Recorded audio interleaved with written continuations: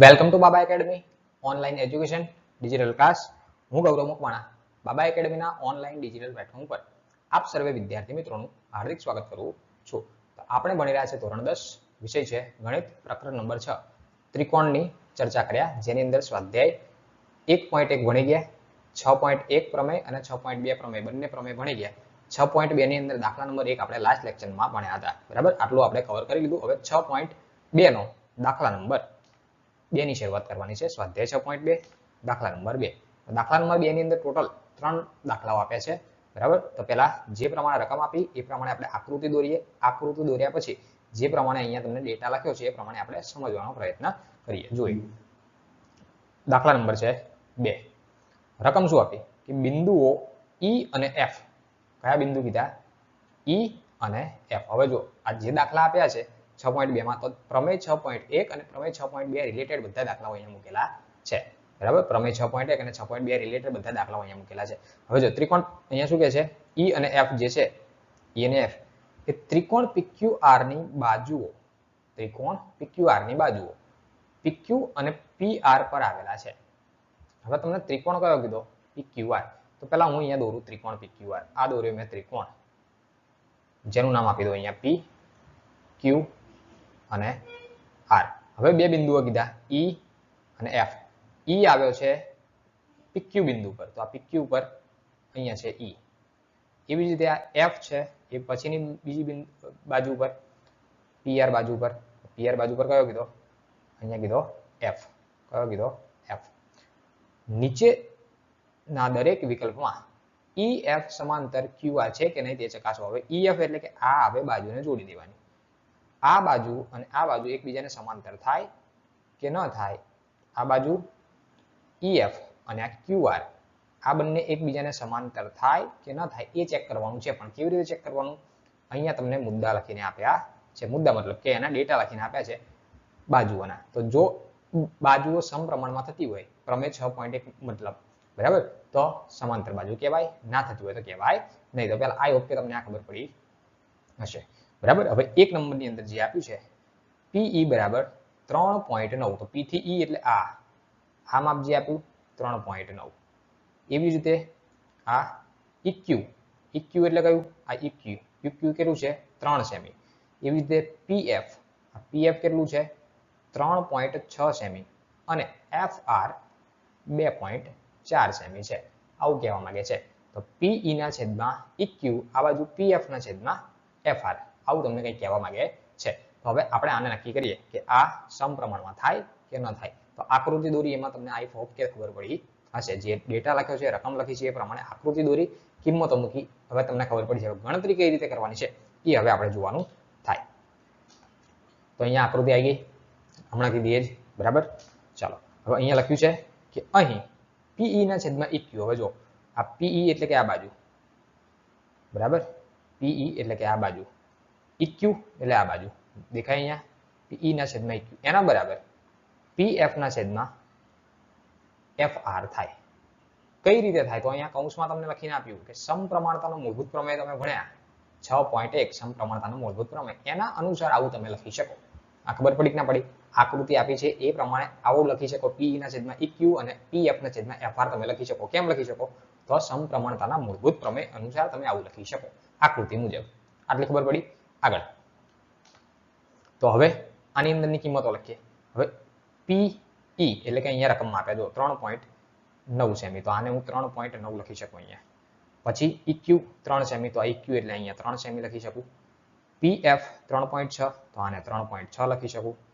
અને FR 2.4. તો અહીંયા 2.4 લખી શકું. તો અહીંયા શું લખ્યું હતું? PE ના છેદમાં EQ. તો PE એટલે કે 3.9 થાય અને EQ એટલે 3 થાય. એવી રીતે PF ના છેદમાં FR. તો 3.6 ના છેદમાં 2.4 થાય. બરાબર, આગળ અહીંયા બંને બાજુ સમાન થતું નથી. એટલે શું કહેવા માંગે છે?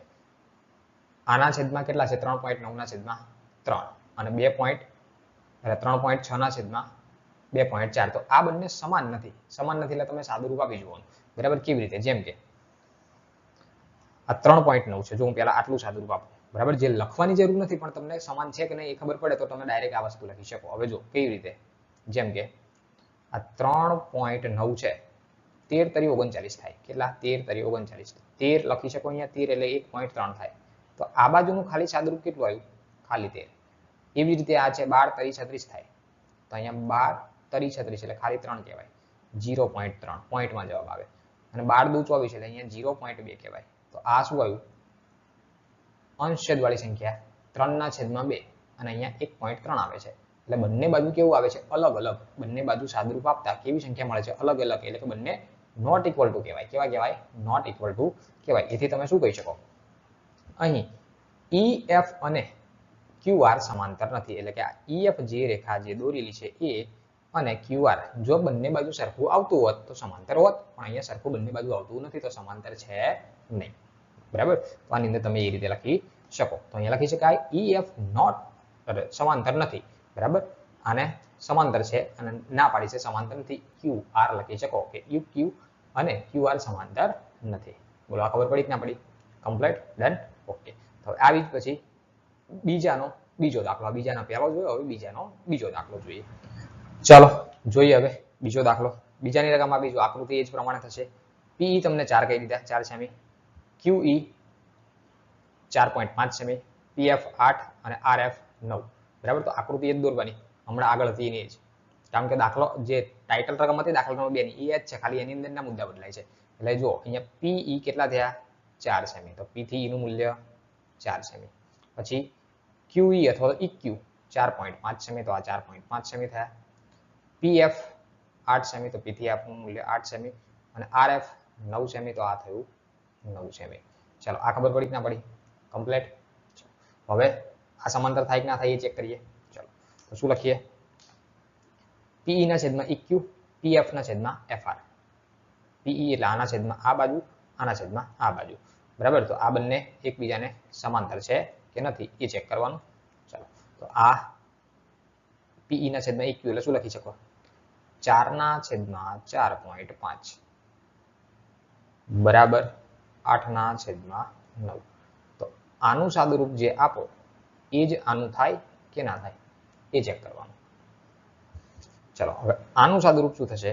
તો આમ જોવા જઈએ તો આ જે નીચે જો 4 ના છેદમાં 4.5 છે, 4 ના છેદમાં 4.5, તો હું નીચે પોઈન્ટ દૂર કરી નાખું. જો તો આવું થઈ શકે. 45 ના છેદમાં 10 આવું થાય કે ના થાય? ખબર પડી? ચાલો તો હવે જે 45 ના છેદમાં 10 લખ્યા તો છેદનો છેદ અંશમાં થઈ શકે. તો 4 10 40 કહેવાય. 40 ના છેદમાં 45 કહેવાય કે ના કહેવાય? ખબર પડી? કમ્પ્લીટ. ચાલો હવે આ 8 ના છેદમાં 9 તો એમને જ છે, એને કઈ નથી કર્યું. તો આ આખાની જગ્યાએ શું થઈ ગયું? આ બાજુ 40 ના છેદમાં 45 કહેવાય કે ના કહેવાય?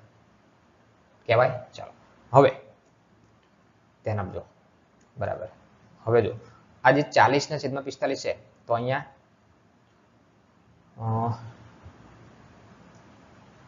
5 ઈઠ્ઠા 40 અને અહીંયા 5 9 45. તો આમ જોવા જાવ તો બંને બાજુની સંખ્યા સરખી જ છે.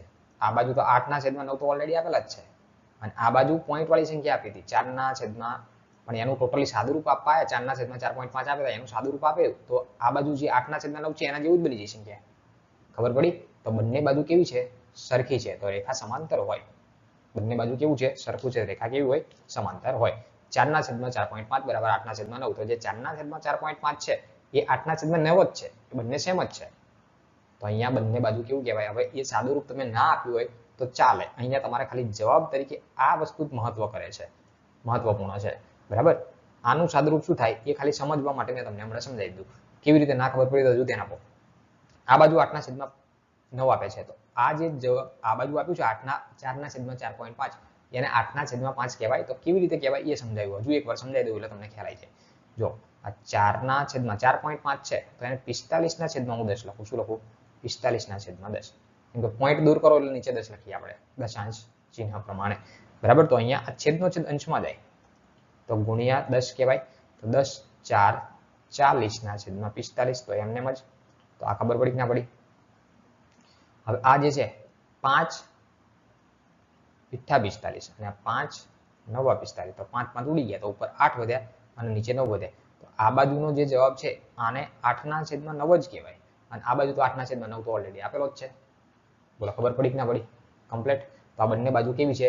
સરખી બાજુઓ છે તો બાજુઓ કેવી છે? સમાંતર છે. EF અને QR બંને કેવી બાજુઓ છે? સમાંતર બાજુ હશે. તો અહીં શું લખી શકાય? અહીં EF અને QR સમાંતર છે, એટલે કે EF સમાંતર QR કહી શકાય. બોલો, ખબર પડી? Done, complete. ઓકે, જોઈએ બીજાનો ત્રીજો દાખલો. હવે જો ત્રીજો જે છે દાખલો તો એવો જ છે, પણ થોડું અલગ આપ્યું છે. હવે શું અલગ આપ્યું છે એ જોઈએ આપણે. ત્રીજાની રકમ શું આપી? જો અહીંયા લખ્યું છે PQ. જો પેલા તો આકૃતિ કરી નાખીએ એટલે ખ્યાલ આવે.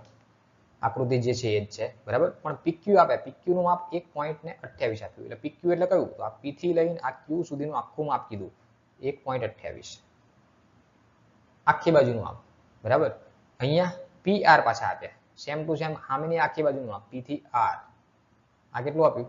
આ આપી દીધું તમને 2.56. PE કેટલા? તો જો PE આપ્યા છે 0.18. PE એટલે કે આટલી બાજુ 0.18 અને PF એટલે આટલી બાજુ 0.36. બોલા, ખબર પડી કે ના પડી? જે આપ્યું છે આટલું જ આપ્યું છે. હવે આના છેદમાં કેવી રીતે લખી શકશો? તો પહેલા તો મારે આ બાજુનું માપ મેળવવું પડે, આ બંને બાજુ મેળવવી પડે. હવે જો એક વસ્તુ લખી શકાય, કેવી રીતે? આખી બાજુનું માપ કેટલું છે? PQ. આખી બાજુ એટલે PQ. જો આ P થી લઈને Q આખી બાજુ, એના છેદમાં આ નાની બાજુ તમે લખી શકો PE. પણ હું એવું શીખવાડીશ નહીં, કારણ કે એવો કોઈ પ્રમેય નથી આવ્યો. પછી એવું કરીશ તો ઉપરના છેદમાં આખી બાજુ, આ બાજુના છેદમાં આખી બાજુ, એવું કરી શકાય, પણ એવું કરવું નથી. કારણ કે હું પહેલા આ બાજુ શોધી આપું, EQ શોધી નાખીએ અને FR શોધી નાખીએ, તો તમને આપોઆપ પછી PE ના છેદમાં EQ, PF ના છેદમાં FR એવું લખી શકશો પ્રમેય 6.1 મુજબ. પણ આવું કહીશ તો એ કયા પ્રમેય મુજબ લખશો? કયા બેઝ ઉપર લખશો? એવું કંઈ છે નહીં, બરાબર. એવું આગળ પહેલા આવતું હતું, બરાબર. અત્યારે બી આવે જ છે. અમુક દાખલા એકને મૂકેલા હોય છે, એ પછી આપણે જોઈએ. ચલો, તો અહીંયા હું શું લખીશ? પહેલા તો આકૃતિ પરથી P', E', Q છે. જો P', E', Q એટલે શું? આટલું અંતર સમાન હશે, બરાબર. એટલે કે E બિંદુ જે છે વચ્ચે આવેલું છે એવું કહેવા માંગે છે, બરાબર. તો એવું હું શું લખી શકું? P થી Q નું માપ જે છે, P થી Q આખું માપ, એના બરાબર PE અને EQ નો સરવાળો કહી શકાય, બરાબર. જો શું કહેવા માંગે છે ફરી વાર સમજાવું. આ P થી Q નું માપ જે કંઈ હશે, ઓલરેડી આપી દીધું છે 1.28. એ કેટલું થતું હશે? તો આ બંને નાની બાજુના સરવાળા જેટલું થતું હશે, ત્યારે આખું માપ બને. એ તો હવે ખબર જ છે, બરાબર. તો ચલો, હવે PQ આપે કેટલા? PQ 1.28. તો તમે અહીંયા લખો 1.28.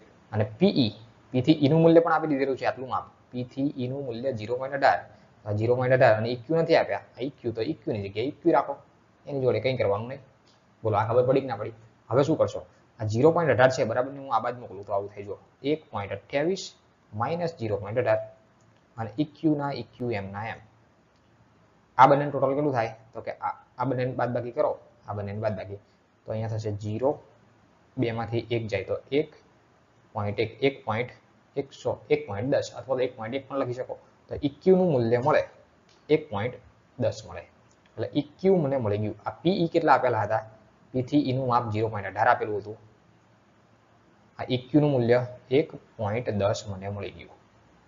તો સેમ ટુ સેમ અહીંયા PF નું માપ આપેલું છે 0.36. તો આ માપ મને મળી જશે. અને આખું પણ આપેલું છે, તો આ જે ગણતરી કરી એવી જ આ બાદની ગણતરી તમે કરી શકો, બરાબર. તો શું કરવાનું? અહીંયા બધું ઇરેઝ નથી કરતો, કરવાનું છે એ જોઈ લઈએ. ચાલો, તે જ પ્રમાણે P', F', R આપેલું છે. કયું? P', F', R. તો P', F', R માટે શું લખી શકો? ઉપર લખ્યું એ પ્રમાણે P થી Q, P થી R નું માપ, P થી R નું માપ. તો અહીંયા લખી શકો P R બરાબર P થી F નું માપ, PF વત્તા FR કરી શકો. આ F થી R નું મૂલ્ય, બરાબર. તો જે પ્રમાણે રકમ આપી એ પ્રમાણે સેટ કરીએ. PR બરાબર PF વત્તા FR.